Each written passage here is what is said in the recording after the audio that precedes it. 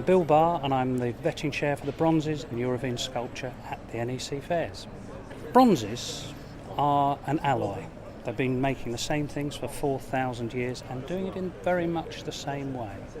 The methods they use haven't really changed and haven't even to the present day. These monumental sculptures we see around the countryside at the moment are made in exactly the same way as bronzes were made 4,000 years ago.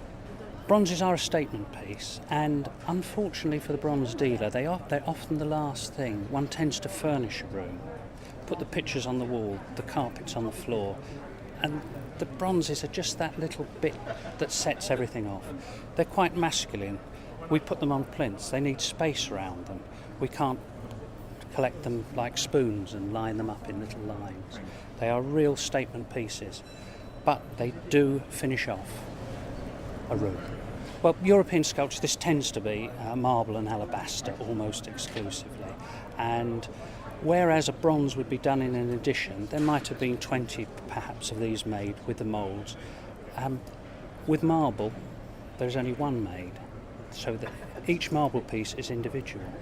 And of course, bronze is made by building up and marble's made by taking away. So they're quite different in the processes, but yet they remain statement pieces. This piece is called Carthage, and it's by a 19th century French sculptor called Rivière. Now, when we look at it, we look at the movement, we look at the flowing robes, we look at the musculature here, much more feminine, the masculine lines. And the first thing anybody does when they look at a bronze is turn it over. A bit like we see the furniture people, the first thing they do is pull a drawer out and turn it over. And we like to see old file marks, not parallel, where this was finished off. We like to see lines here that aren't sharp, because it tends to show signs of wear. We like to see age in the underneath. If we see bolts, we like to see old bolts, but not bolts that have been just dropped in a bucket and left for a little while and crystallise. These are hand-cut old bolts that we like to see. Any bronze is made by starting off with a clay model, and the bronze is actually the metal between two distinct layers. Wax is put on, and then when the bronze is poured in, through some sprues which let the air and the molten wax out, a tiny layer of bronze is formed, and that is the outside and that is the inside. Bronzes became really popular in France in the 19th century. There were several schools at the time, originally a more classical school, and then the Animalier school became popular. We've all heard the names Barr, Men, Wagner. These are the famous people who really brought them to the fore.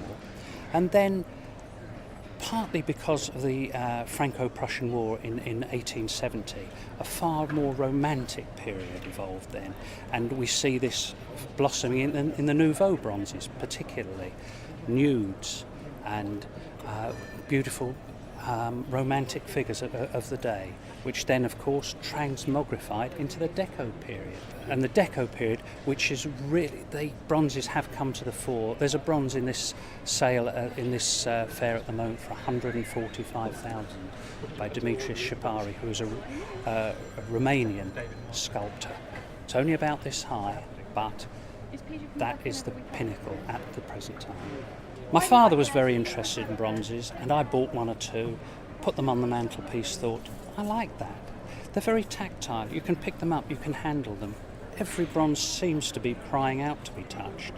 Some things, you hang them on the wall and stand back and appreciate them. Well, you can appreciate a bronze from a distance, but touching it's wonderful. In China, a couple of thousand years ago, people were actually employed just to handle bronzes all day, to give them a patination, and just with the oil off their hands, they made a patination over time, built it up slowly. And they really are the most tactile, I think, of all things to collect.